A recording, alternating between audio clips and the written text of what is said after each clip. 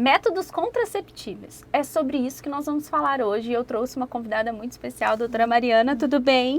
Tudo certo, Larissa, com você? Tudo bem também. Seja muito bem-vinda ao Nutrivida. E hoje nós vamos falar sobre esse assunto que traz bastante dúvida, né, doutora? E é um assunto, assim, que eu acredito que dentro do consultório você deva receber muitas perguntas. E nós trouxemos algumas delas para que você possa conhecer um pouco mais. E vamos começar falando o que são os métodos contraceptivos. Conta para mim um pouquinho sobre eles. Larissa, queria agradecer a oportunidade, o convite de participar do seu programa Nutrivida e até a gente iniciando sobre um tema muito importante, eu acho que se não for o top 1 tema do consultório, é o top 2 com certeza, que são os métodos contraceptivos. Então, de uma maneira bem objetiva, método contraceptivo seriam procedimentos, medicamentos, dispositivos que a gente utilizaria para evitar uma gravidez não planejada. Ah, legal. Existe uma idade mínima para que a gente faça a introdução? Eu pergunto porque assim, doutora, eu iniciei o uso de anticoncepcional muito cedo, né? Mesmo antes de ter relação sexual, por outros motivos. Então, eu queria que você falasse se existe uma idade mínima. Eu que tenho filha de 12 anos hoje, já me preocupo, né? Já levei na ginecologista para verificar a saúde da mulher. Então, existe uma idade mínima ou máxima para o uso do anticoncepcional? Não existe idade mínima nem máxima para a gente começar um método contraceptivo. De um modo geral, a gente tem que atender a demanda da mulher. Então, aquela paciente que está iniciando a vida sexual, principalmente, né, as adolescentes, crianças e adolescentes, imagina, né? Claro que algumas a gente sempre reforça na consulta. Qual é a sua responsabilidade para iniciar a vida sexual? Sim. E, de uma forma geral, a preocupação tanto da paciente quanto dos pais é que não aconteça uma gestação não planejada. Sim. A gente vai avaliar junto com cada paciente qual seria o método ideal para ela e também para aquela mulher que já está, às vezes, na transição da menopausa, já tem mais de 50 anos, mas que tem vida sexual ativa e que não fez laqueadura, não usa nenhum método seguro, a gente também tem que reforçar a chance de gravidez nesses casos, mesmo com a idade mais avançada. Então, não tem uma idade nem mínima, nem máxima, e sim, depende muito do estilo de vida e de como a paciente tá indo nesse sentido. E também acredito que não seja só também como um método anti-gravidez, né? Vamos dizer assim.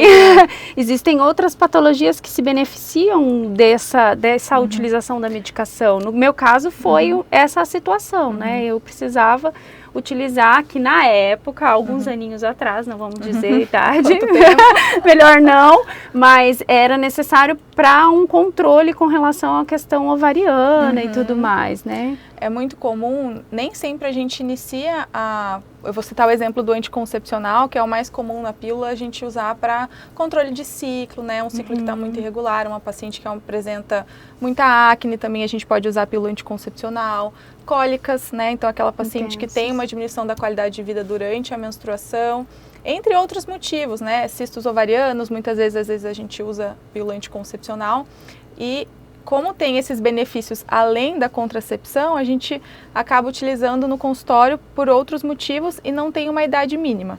Claro que por alguns métodos serem anovulatórios, ou seja, que bloqueiam a ovulação, por conta da saúde óssea, a gente vai tomar um pouco cuidado nas meninas que são muito jovens, né?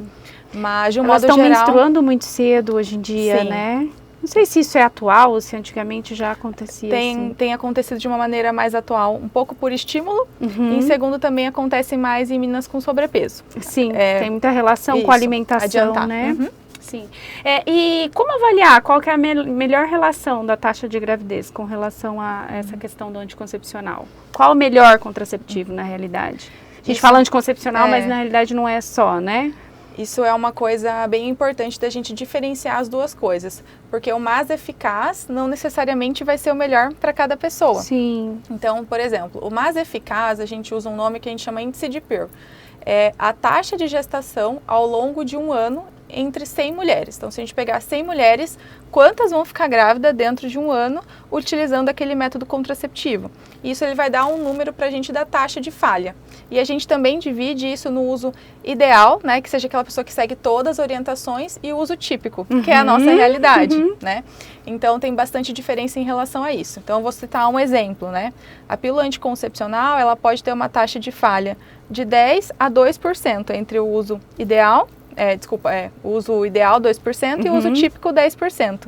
Já o DIU hormonal, por exemplo, seria 0,2. Então, duas falhas a cada 1.000 pacientes. Então, a gente olha a diferença, né, em relação à de segurança.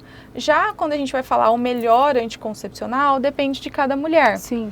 Então, das demandas de cada uma. Então, você dá um exemplo, uma paciente que não quer utilizar nada de hormônio. Talvez o método ideal para ela seja um DIU de cobre, por não ser um método hormonal. Ou uma paciente não quer usar nada hormonal, mas tem muita cólica, tem um fluxo muito aumentado, só que ela é bem controlada em relação ao uso do preservativo. Fica como uma opção interessante para essa mulher. Entendi. Ou algumas pacientes que têm acne, vão preferir uma pílula anticoncepcional que vai ajudar no controle das espinhas. Então, veja que o melhor para cada mulher é muito variável. Individualizado. Isso. Eu costumo, na consulta, listar tudo que a gente tem disponível, depois de uma conversa, né? Então, a gente vê a história de cada uma, qual é a presença de indicações ou contraindicações, a gente vai listando. Esse vai ser bom, esse não, e daí no final quem decide é a paciente. Mulher. Sim. Lista pra gente, então, quais seriam os métodos hoje que a gente tem, né, os métodos disponíveis. A gente tem alguns métodos que a gente chama de comportamentais.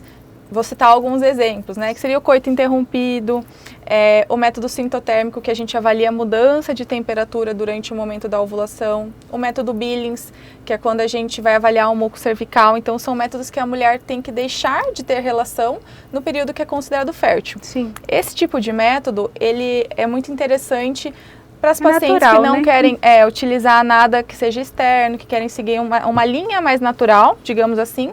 Só que a grande dificuldade e desvantagem é essa falta de previsibilidade. Então, tem mulheres que têm o ciclo mais irregular e que não vai ter tempo para fazer toda, né, na nossa correria. Imagina você acordar... Para ver a temperatura. Medir a temperatura antes de sair da cama, sempre com o mesmo termômetro, é muito difícil, gente. Então, na prática, isso tem uma taxa de falha muito maior, cerca de 20% de falha por conta dessa dificuldade. As outras opções, que seriam métodos de barreira, a gente tem o preservativo, né? A gente tem uma camisinha feminina ou masculina. A gente tem também o diafragma, que a gente não utiliza muito aqui no Brasil. O diafragma é como se fosse uma capinha também de silicone que a mulher coloca lá, logo acima do colo do útero. E pode associar com espermicida, que é como se fosse um método químico também. Então, na prática, no nosso dia a dia, a gente não orienta muito. E a gente tem também os métodos que são os DIUs, né, que são dispositivos que são colocados dentro do útero, então precisa de um procedimento para utilizá-los. E a gente tem métodos hormonais. Os métodos hormonais, eles têm uma grande gama, assim, né, em comprimido, em injeção, a gente tem o implante hormonal, que é o Implanon, adesivos, anel vaginal, e uma imensidão, assim, de diferentes marcas e disponibilidade de pílulas anticoncepcionais diferentes. E por último, né, e não menos importante, os procedimentos cirúrgicos, que fica daí a laqueadura e a vasectomia, que daí são cirurgias, e a gente já entra numa linha que são métodos irreversíveis. Sim. Né, são métodos que a gente não tem como voltar atrás, então não vão ser para todas as pacientes. Existe uma idade para fazer ou só relacionado à parte de convênio isso é mais limitante? Eu já ouvi falar que essa parte de laqueadura, né? Existe uma idade mínima da mulher. Existe mesmo isso? A gente tem, isso é regido até por uma legislação, né? A laqueadura, ela pode ser realizada em mulheres acima de 25 anos ou com mais 2 filhos. Então, ela pode escolher. E o que mudou na legislação recentemente é que antes o esposo tinha que assinar junto para as mulheres que eram casadas. Isso ela não precisa mais ter esse consentimento do marido. Ah, legal. E aí, o método ideal é muito individualizado, como a senhora já disse, né? Então, vai depender muito de cada realidade de cada mulher, porque depende dos sintomas, depende do desejo dela, depende do quanto é importante evitar essa gravidez ou não, né? Tudo isso acho que é necessário ser levado em consideração, né, doutora? Com certeza. Tá, e esses métodos, eles previnem contra ISTS? Fala um pouquinho sobre ISTS pra gente também. Só pra gente traduzir os termos técnicos, né? As ISTs a gente usa a sigla para infecções sexualmente transmissíveis. Então, isso é uma coisa muito importante, que na prática, nem sempre um método contraceptivo vai prevenir contra infecções. O único método que a gente garante que previne contra infecções sexualmente transmissíveis seriam o preservativo masculino e o preservativo feminino. Os demais, não. Então, o que a gente sempre orienta? Uma associação de 2 métodos, a gente chama de dupla proteção, que seria um método altamente eficaz para prevenir gravidez, como os DIUs ou Implanon, um exemplo, e associando o preservativo para prevenir contra as infecções sexualmente transmissíveis. Ah, entendi. E quais os tipos de DIU existem? Você falou um pouquinho antes, e assim, eu percebo que existe uma dúvida muito comum com relação a essa questão do DIU, como utilizar, para quem é recomendado, para quem não é recomendado, o medo da utilização do DIU, né? Eu já utilizei o DIU, sou apaixonada, acho um método super eficaz, né? Porque eu sou péssima para lembrar de consumir a pílula. Então, acho que o DIU facilita muito isso. Além dos outros benefícios que eu, Larissa, tive com o DIU, né? A melhora da pele, não ter o ciclo irregular, na realidade nem ciclo tinha, não tinha menstruação, e eu sei que isso não é para todas igual, mas para mim foram os benefícios. Fala um pouquinho sobre quais são os tipos hoje que a gente encontra. DIU é um tema polêmico, mas eu acho que é um dos que eu mais gosto de falar, porque realmente muda a vida da mulher para quem tá com uma demanda aí em relação, principalmente quem não se adaptou à pílula, né? Então, o DIU é uma abreviação para dispositivo intrauterino. Então, hoje no mercado, a gente tem 2 grupos principais diferentes do DIU, que seria o DIU hormonal e o DIU de cobre.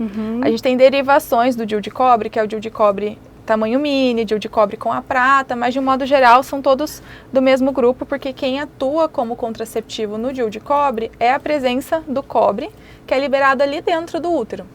E esse cobre, ele vai inativar o espermatozoide e tornar esse ambiente uterino mais inóspito.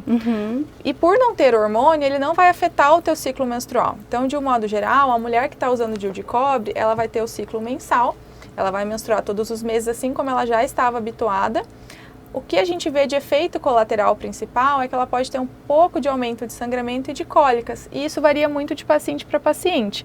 Tem mulheres com DIU de cobre que não notam essa mudança, mas é importante que a gente converse sobre isso antes, porque isso pode ser um fator limitante para várias mulheres. Sim.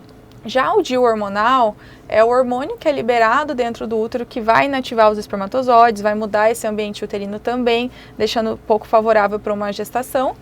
Só que ele afina a camada da menstruação. E o cobre, ele dá uma irritada, digamos assim. Então, como o DIU hormonal afina a camada menstrual, muitas mulheres, elas vão ter um padrão de menstruação diferente do seu habitual. Então, uma boa parte sem nenhum tipo de sangramento, outras com alguns sangramentos irregulares, do tipo os escapes, assim. Sim. Que podem ser uma vez por mês, outras a cada 2, 3 meses. Então, a gente fala que esse padrão de sangramento é favorável, a maioria se adapta. É uma minoria que tem um sangramento tão irregular a ponto de não se adaptar. Então, para as mulheres que têm já mioma, adenomiose, que são algumas doenças uterinas que favorecem o aumento do sangramento, ele fica como uma opção muito interessante. Sim. Que antes, no passado, a gente não tinha esse tipo de DIU disponível. E a gente tem um DIU que é um pouquinho maior, né? Que a gente só tem uma marca no mercado, que é o Mirena, né? Então a gente fala os nomes, as pessoas conhecem um pouquinho melhor. E eu falo que o irmão mais novo do Mirena é o Kailina, que é um DIU, que é um DIU um pouco menor que o Mirena, que libera um pouco menos de hormônio e que a gente está usando como opção muito interessante para adolescentes por ser um DIU menor. Mas, de um modo geral, para a gente inserir o DIU, a gente tem que avaliar algumas coisas. Então, uma boa conversa, ver se o útero tem algum tipo de malformação, algum tipo de alteração da cavidade que impeça. Pacientes que têm algum tipo de sangramento anormal sem a causa investigada, né, suspeita de câncer de colo uterino. Então, tem algumas coisas específicas que contraindicam o uso do DIU, mas de um modo geral, ele é um método que tem poucas contraindicações e que costuma ser muito bem aceito. Ah, legal. Para mim, um dos maiores benefícios do uso do DIU foi parar de ter a terrível TPM. Porque eu tenho realmente, uma semana antes, eu fico assim, não consigo nem me olhar no espelho. Eu brinco, meu marido adorava porque acabou esse problema. Não tinha o ciclo resolve e realmente mesmo. Não tinha a terrível TPM, que é algo que tira muita gente, né, do sério, realmente. E dói para fazer a inserção desse DIU? Olha, hoje até estava brincando no consultório, eu perguntei para a paciente, sabe que nota de 0 a 10 ela me deu de dor? 2. Nossa, que excelente. Então, assim, o DIU, ele pode ser inserido tanto em ambiente hospitalar, então mulheres que têm muito medo da inserção, que, tipo, tem muito pavor, ou que já tiveram Pode uma ser inserção, anestesiado, uma inserção muito difícil, a gente pode colocar no ambiente hospitalar com uma sedação leve, no mesmo dia ela vai embora para casa. Mas a vasta maioria das pacientes vai ter uma inserção muito tranquila no ambiente do consultório, que a gente fala que é um ambiente ambulatorial. Normalmente, a gente faz um preparo, assim, né? Dá um comprimidinho para dor alguns minutos antes, faz uma anestesia no colo do útero, que daí tudo isso fica ainda mais tranquilo o procedimento, sabe? Mas é muito difícil quem não consegue, sabe? Quem não consegue finalizar a inserção por dor. Então, vou falar assim, dói. É que o limiar de dor é muito característico de cada pessoa, também, né? Eu falo que assim, muito. não tem como a gente generalizar. Tem gente que o mesmo procedimento sente dor nível 10 e outra sente dor nível 2. Você colocou o seu acordada? Então, o meu caso foi um caso bem atípico. Atípico? O meu eu coloquei logo depois que eu ganhei a minha segunda filha, com 2 meses. E olha só o que aconteceu comigo. O meu DIU saiu pra fora. Por conta da contração do parto. Do pós-parto. O meu médico falou, Larissa, acho que ele tem, sei lá, 40 anos de profissão, ele nunca viu isso acontecer. Comigo aconteceu. E aí eu fiz a retirada do DIU no centro cirúrgico por vídeo e já inserimos ali o novo DIU e eu fiquei com ele por 4 anos, praticamente. Foi bem tranquilo. É legal você comentar isso, porque muitas pacientes têm medo disso, do DIU sair do lugar e não perceberem. Mas eu achei que foi tão tranquilo também, todos os procedimentos. O médico que me acompanhou, assim, me deixou super tranquila. No centro cirúrgico, durante o procedimento, onde ele foi procurar, né, esse DIU, para ver se realmente ele não estava, que a gente já tinha encontrado em raio-x, porque não achava nos outros exames, só encontramos no raio-x. Ele verificou que realmente não estava ali. Ele só me acordou e falou, Larissa, vamos precisar fazer uma vídeo, tá tudo bem? Podemos? Porque eu estava amamentando ainda, né? Tinha acabado de ganhar neném.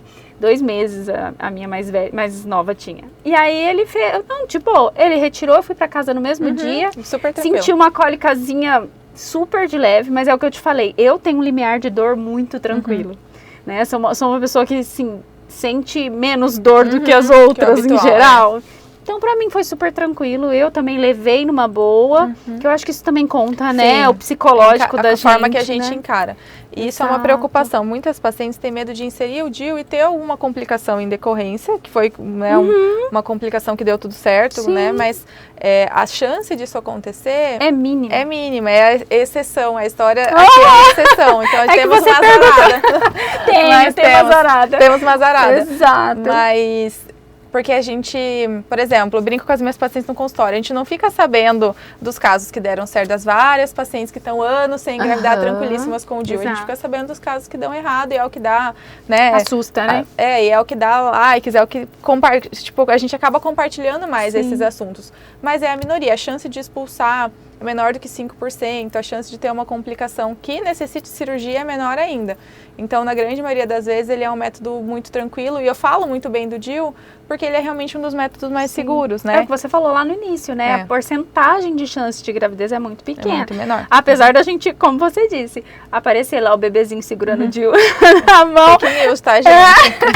É muita loucura, né? Você parar pra pensar nisso. Mas, realmente, pra mim, foi excelente.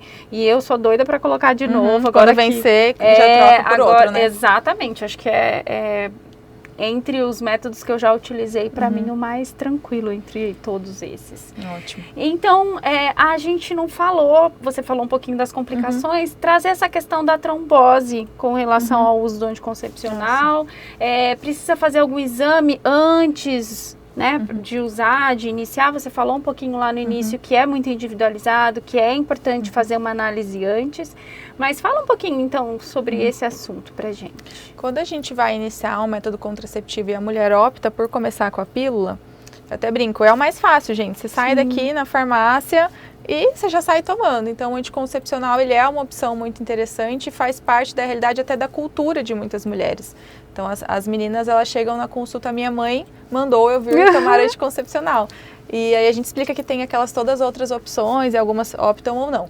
Mas o anticoncepcional, a gente precisa, o principal mesmo é essa conversa. Então, só para a gente ilustrar um pouco melhor, a pílula anticoncepcional, ela possui algumas contraindicações, como um histórico pessoal de trombose, ou alguma doença que a gente vê que essa mulher tem um alto risco de trombose, Tem algumas doenças hepáticas, pacientes que têm algumas doenças reumatológicas que têm um risco aumentado também de ter trombos, a gente evita, né, de usar o método contraceptivo. Mulheres que têm enxaqueca com aura.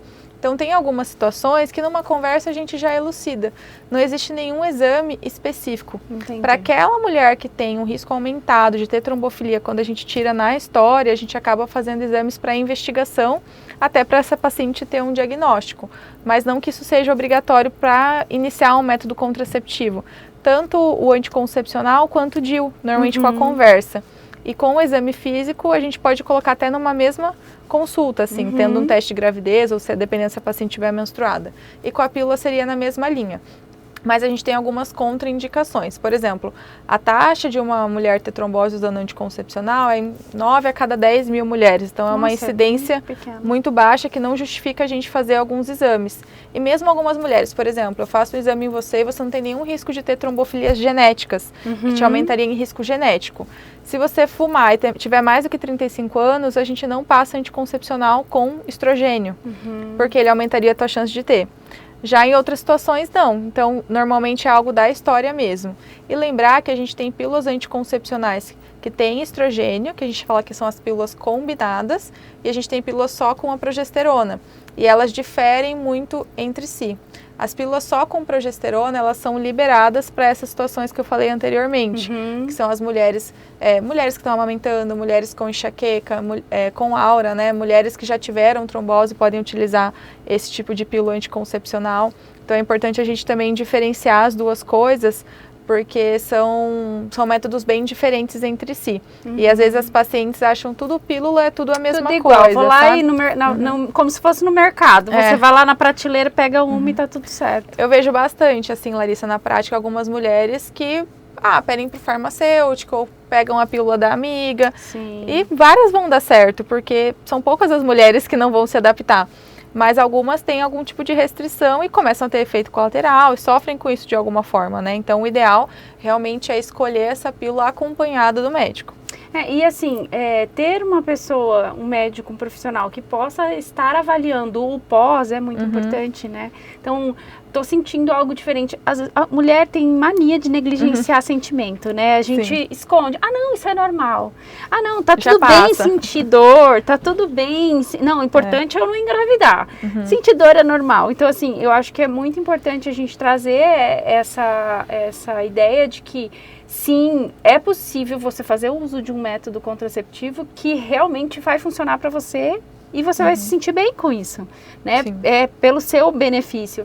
E muitas vezes a gente acaba esquecendo disso, né? Deixando isso de lado. E eu acho que é muito importante falar sobre esse assunto. E tem a última pergunta, é a que eu mais escuto dentro do consultório, porque tem muita relação com a minha profissão e eu queria que você falasse sobre isso. Anticoncepcional engorda? Ai, meu Deus! Façam suas apostas. Bem assim, gente, em teoria, anticoncepcional não engorda, tá? Então, o que engorda é comida, né, doutora? O que engorda é comida. Eu brinco e falo, gente, o que engorda é comida. Mas assim, só exemplificando um pouco melhor, quando eu falo anticoncepcional não engorda, é porque tem estudo mostrando que mulheres usando contraceptivo e usando placebo, enfim, e que não teve diferença no ganho de peso.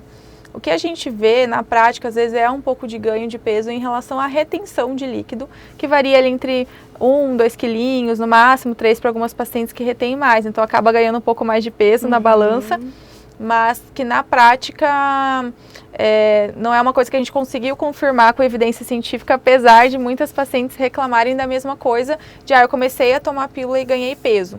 E eu até puxo com a paciente assim, com que idade você começou a tomar anticoncepcional? Ah, foi com tantos anos. Ah, essa época você saiu de casa, foi estudar fora, foi fazer faculdade. Né? Ah, começou, né, às vezes não bebia bebida alcoólica, mudou completamente. Em casa só comia a comidinha feita pela mamãe, arroz, feijão, salada, né, proteína. Os hábitos de vida, né? Não tem como, né? Costumam, às vezes são coisas que vêm juntas, assim, sabe? E na prática, algumas concordam, outras não. Já troquei muito de pílula para DIU por conta disso, algumas sentiram diferença, outras não. Então, realmente depende muito, mas em teoria não. Eu falo que em teoria e na prática, a gente precisa, sim, avaliar essa história. Eu pego muito no consultório, assim, ó. Eu comecei a tomar anticoncepcional depois que me casei. E aí engordei.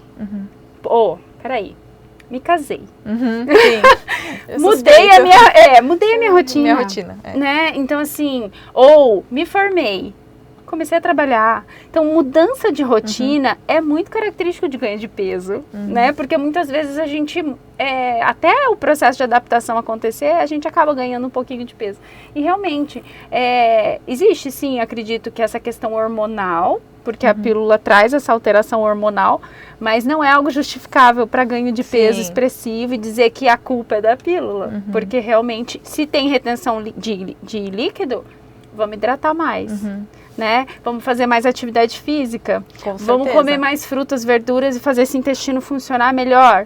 E aí a gente volta a falar sobre esse assunto, e aí você vai ver que realmente não é a pílula que fez você ganhar peso, mas sim a ausência desses hábitos que fazem total diferença. E normalmente quando a pessoa se atenta disso e corrige algumas coisas, vê que não é bem isso. O anticoncepcional, ele tem muitos efeitos colaterais, tem algumas que tem problema, assim, de náusea, enjoo, não se adapta bem, algumas que com alteração de humor, dor de cabeça, alguns escapes. Então, a gente tem muitos motivos para parar de usar anticoncepcional para algumas mulheres. Mas o ganho de peso, na prática, a gente não considera como um fator, assim, mais importante, porque realmente, normalmente não é o anticoncepcional e esses ajustes eles resolveriam em teoria, sabe? Entendi. E existe um tempo de adaptação, por exemplo, pode vir determinados sintomas, mas é necessário esperar um tempo. Um ciclo, 2 ciclos, existe algo na teoria ou na prática que você vê isso? Na prática eu gosto de aguardar pelo menos 3 meses, assim. Ciclos. 2 a 3 meses. A gente fala que o primeiro mês ela não vai, é tudo muito novo, às vezes não toma adequadamente, então até para parar de usar preservativo, para as pacientes que querem, né, usar o anticoncepcional e confiar realmente naquele método. Mas existe também essa questão do primeiro mês com o anticoncepcional, existir ainda um risco maior de gravidez. Porque assim, a gente tem que bloquear aquele ciclo, então o anticoncepcional por via oral, como que ele funciona? A gente toma o comprimido, ele é metabolizado e fica uma quantidade de hormônio circulando no sangue. E esse hormônio, ele vai lá e inibe o comando cerebral para o nosso ovário funcionar. Então, a gente não ovula. Então, até isso fazer efeito, nessa primeira cartela, a gente tem que ter um cuidado maior. Então, em bula, a maioria das marcas, né, eles colocam de 7 a 10 dias, em teoria já está funcionando na primeira cartela. Então, eu falo para os meus pacientes utilizarem a primeira cartela, se cuidarem, assim, sabe? Mas, em teoria, a gente não precisaria esperar toda essa cartela, né? Em bula já tem um tempo menor. Mas eu falo assim, no começo você vai começar a tomar um remédio, às vezes você vai esquecer mais, até você se adaptar. Então, o primeiro mês, eu falo, o primeiro mês não conta. O segundo mês é para você ver e o terceiro é para você ter certeza daquilo que você realmente está sentindo. Então, às vezes você nota no segundo mês, opa, isso está diferente. E no terceiro mês você confirma que aquilo é do anticoncepcional, que não foi de alguma outra coisa que aconteceu especificamente, porque são várias coisas que podem interferir nisso tudo que a paciente possa vir a sentir, sabe? Ah, legal. Doutora, deixa o seu Instagram, fala pro pessoal aqui onde que a gente pode te encontrar, para conhecer um pouquinho mais sobre o seu trabalho. A doutora traz bastante, tanto essa questão dos métodos, traz muita coisa relacionada à nossa saúde da mulher, que eu acho muito interessante. Então fala para eles onde que eles te encontram, para que você deixe mais fácil. O meu Instagram é @doutora.Mariana Colodeto. Mariana Colodeto é com 2 L's e 2 T's, né? A gente tava falando disso. Bem italiano. Legal. E os meus atendimentos é lá na Clínica dos IPs. No Instagram a gente tem contato e tudo, caso tenha interesse de tirar alguma dúvida. Ah, legal. Obrigada, doutora. Eu que agradeço. Eu espero que você venha mais vezes. A gente tem muito assunto para falar aí, tanto relacionado com a nutrição, quanto assuntos que não têm relação, mas que têm relação com a saúde em si, né? Obrigada, Larissa, pelo convite. Eu adorei. Ah, que bom. E pode me convidar, que eu adoro conversar sobre ginecologia. Muito bom. Eu espero que vocês tenham gostado. Curtam, compartilhem, encaminhem esse vídeo para os seus amigos, para suas amigas, para que elas conheçam um pouquinho mais sobre os métodos contraceptivos, quanto é importante a gente ter esse conhecimento. Até mais. Tchau.